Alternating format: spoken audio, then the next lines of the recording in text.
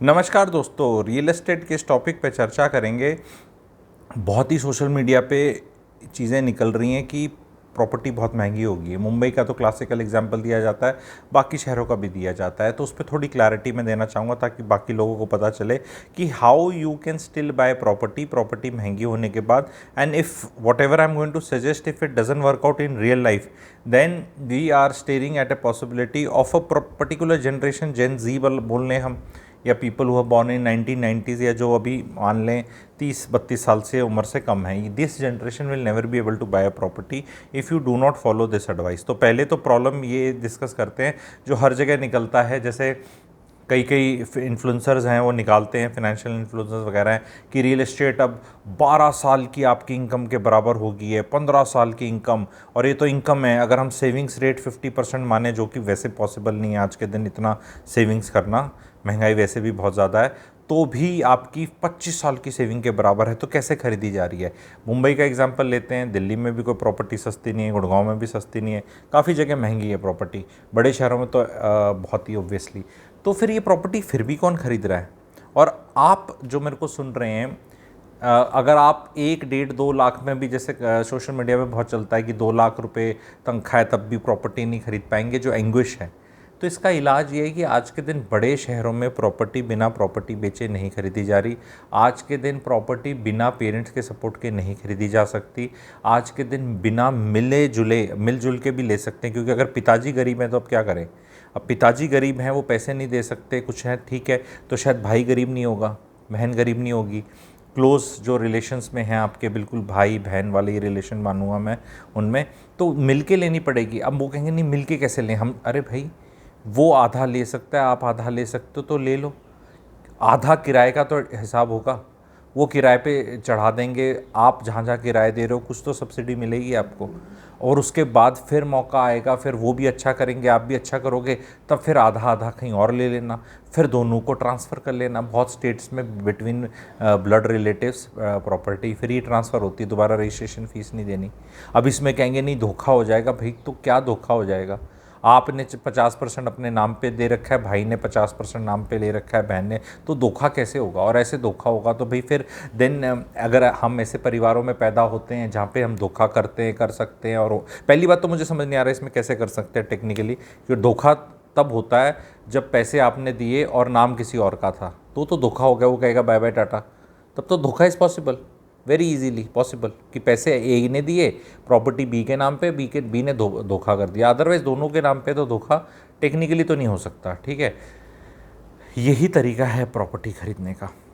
इसमें प्रॉपर्टी अब 12-15 साल की इनकम के बराबर नहीं होगी, क्योंकि 50-60-70-80% हो सकता है किसी और प्रॉपर्टी एडजस्ट करने से हो। मैं इसको समझाने की कोशिश करूँगा, दिल्ली के एग्जांपल से करता हूँ, मुंबई का एग्जांपल भी ले लेता, बट मुझे लगता है मेरा ऑडियंस ज़्यादातर नॉर्थ इंडिया का है, नहीं तो मुंबई की भी जगह का एग्जाम्पल लेता। दिल्ली में एक जगह है उत्तम नगर, ठीक है। अब वहाँ पे it's not considered excellent as such, तो वो नीचे वाले तबके से स्टार्ट करते हैं। वहाँ 70 गज का कोई 2 BHK का फ्लोर है, जो आदमी बेचता है मान लो 70 लाख रुपए का, तो उसमें वो 30-35-40 लाख का लोन लेके 1 करोड़ 10 में, अब वहाँ का जो नेक्स्ट जनरेशन है, पिताजी ने और उनने स्पॉन्सर 70 लाख का कर दिया, उसने लोन लेके ये परिवार अब कहीं और बेटर जगह चला जाता है, रिलेटिवली दिल्ली के।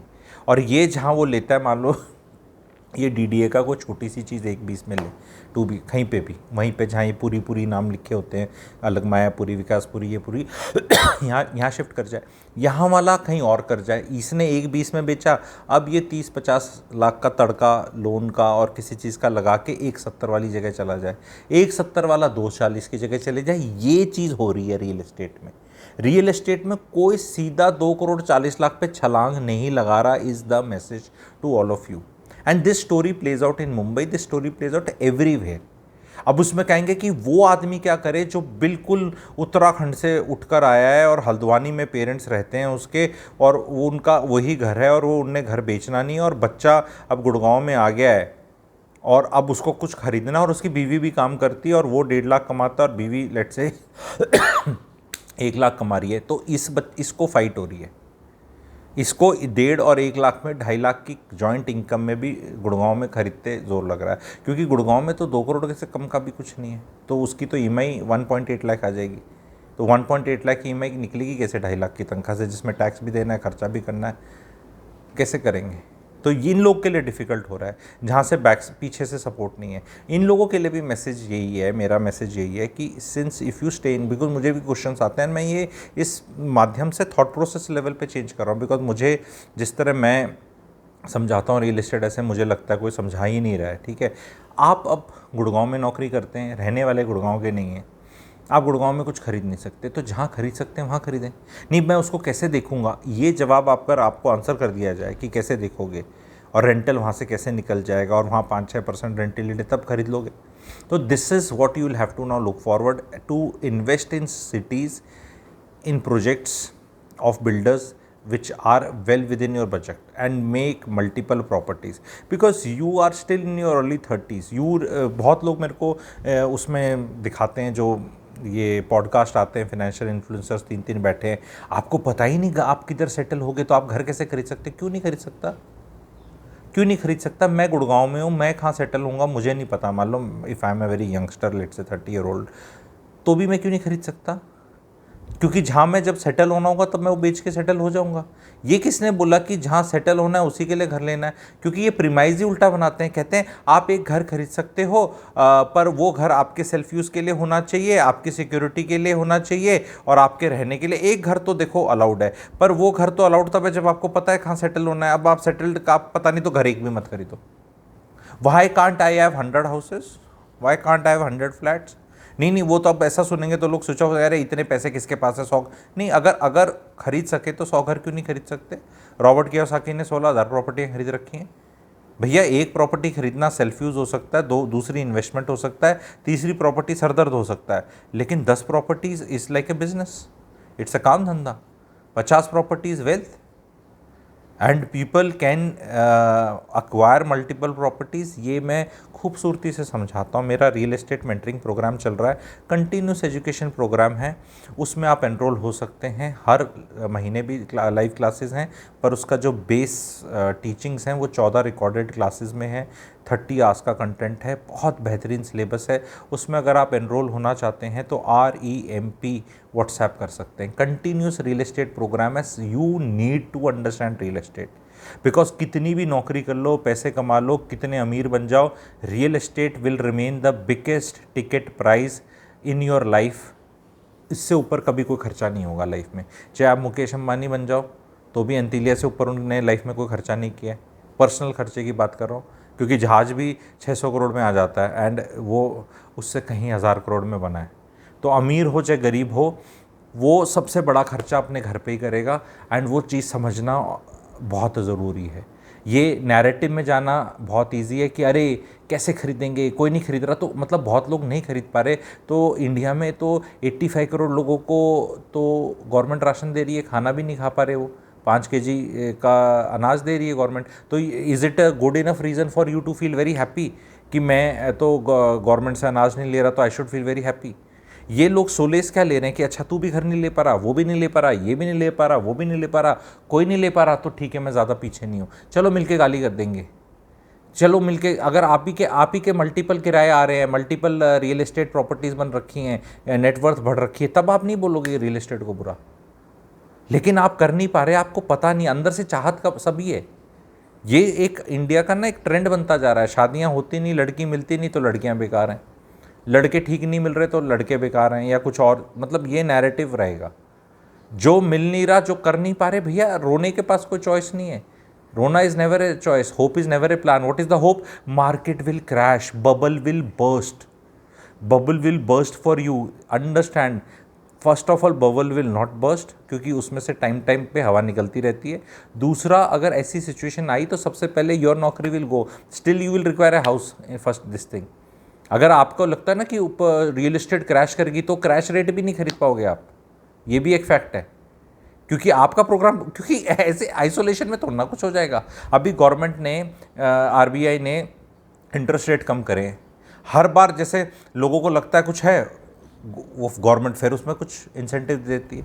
0.25 पहले किए थे, 0.25 अब कर दिए, 0.25 थोड़े महीने में बात कर देंगे। And I be telling this for quite some time.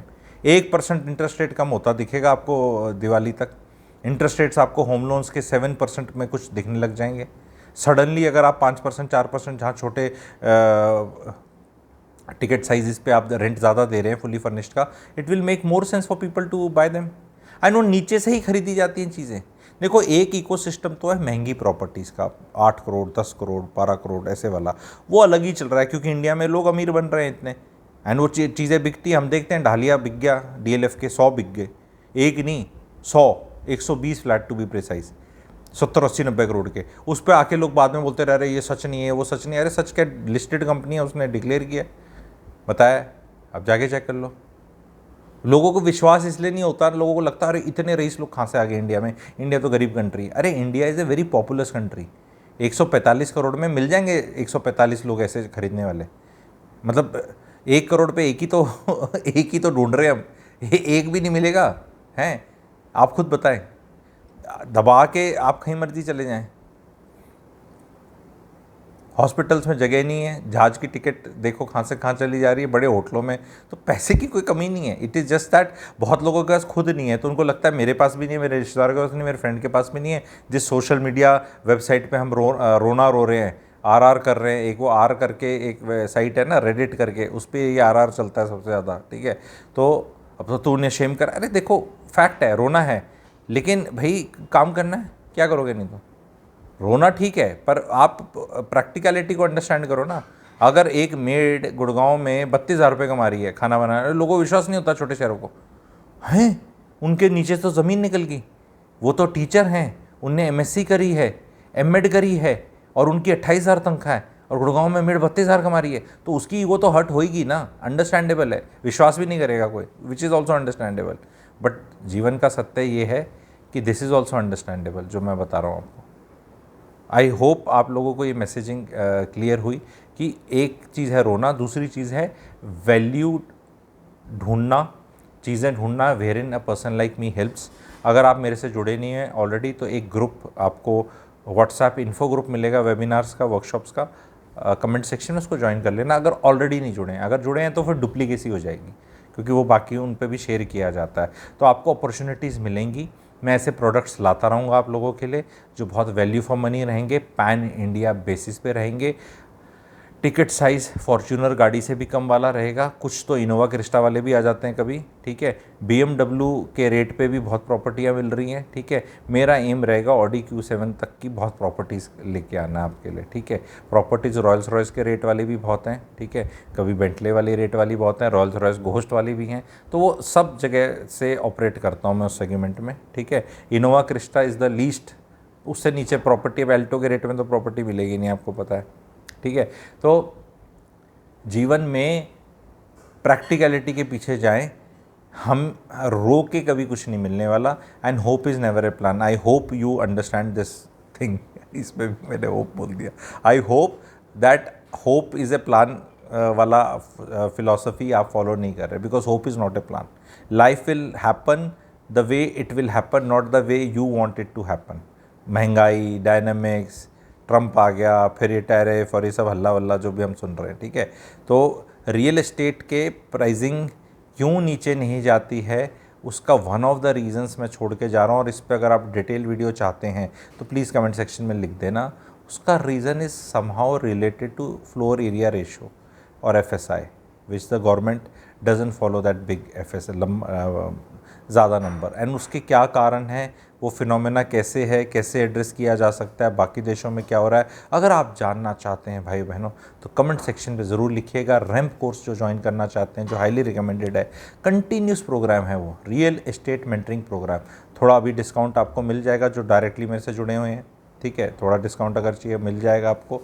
बहुत बढ़िया कोर्स है, but it is for people who are above age of 25-26, जैसे कई मूवीज़ में बोलते हैं ना ये अडल्ट ओनली 18 से ऊपर, तो मैंने 25 कर दिया है, और उनके लिए है जो नौकरी कर रहे हैं। प्लीज़ स्टूडेंट्स मत आइएगा, आपके लिए नहीं है। जो इंसान पैसे नहीं कमा रहा है उसके लिए मेरा कभी भी कोई कोर्स नहीं रहेगा, क्योंकि वो सबसे बड़ी प्रॉब्लम होती है। पैसे कमाने के लिए आप सोचते हो कोई कोर्स मैं अटेंड कर लूँगा तो पैसे कमाने लग जाऊँगा, ये सबसे बड़ी गलती है। जो भी हमारे जैसे मार्केट प्लेस में मेंटोर्स हैं, गुरुजीज हैं, सिखा रहे हैं, समझा रहे हैं, वी आर एम्पलीफायर्स ओनली। जहाँ करंट नहीं है वहाँ मल्टीप्लाई नहीं हो सकता। वोल्टेज का जो ऐसे कहता है कट कट कट एम्पलीफायर कोई होता है, तो एम्पलीफायर किसी एग्जिस्टिंग चीज़ को बड़ा कर सकता है। एग्जिस्टिंग चीज़ जो ज़ीरो लेके बैठा है, क्लियर कट बुरा लग सकता है कईयों को, but this is how it is, ठीक है। आपको बैडमिंटन ना कोई कोच सिखाता नहीं है। कोच अच्छा बैडमिंटन प्लेयर, अच्छा टेनिस, अच्छा क्रिकेट, वो सिखाने वाले जो होते हैं वो अलग लेवल का रहता है, वो बहुत छोटा लेवल रहता है। आपको जो नेशनल लेवल के कोच होंगे ना, वो आपको गेम नहीं सिखाएंगे। आप स्ट्रगल करके इस लेवल पे पहुँचे हैं, फिर वो आपको सिखाएंगे इंटरनेशनल कॉम्पीट करने के लिए। तो वो चीज़ें, क्योंकि रीज़न क्या है कि वो सिलेबस समझ ही नहीं आएगा, वो बात समझ ही नहीं आएगी, समझ ही नहीं आएगा। अब सेक्शन 24 जो है उसका पता ही नहीं है आपको, बिल्कुल आइडिया ही नहीं है, तो फिर वो बिल्कुल नए सिरे से पढ़ाने में बहुत ज़ोर लगता है। You should have some ideas about how real estate operates and how you can do better. If you have no idea, if your faith is बिल्कुल पूरा कि नहीं मेरे को तो ये भैया मुझे बताओ, मेरे को तो म्यूचुअल फंड अच्छे लगते हैं, तो अगर आप में क्यूरियोसिटी नहीं है और बिल्कुल वो आपका हो रखा है कि मेरे को तो ऐसे ही समझ में आता है, तो फिर it is very difficult. You should always be curious, always be flexible in your approach कि हाँ भी this is working, this may also work, because mostly life will always occur in middle path, it will never be on extremes. तो channel को like कर लें, subscribe कर लें, ramp में जिसको एनरोल करना है तो REMP दिए हुए नंबर पे दे दे। Thank you very much.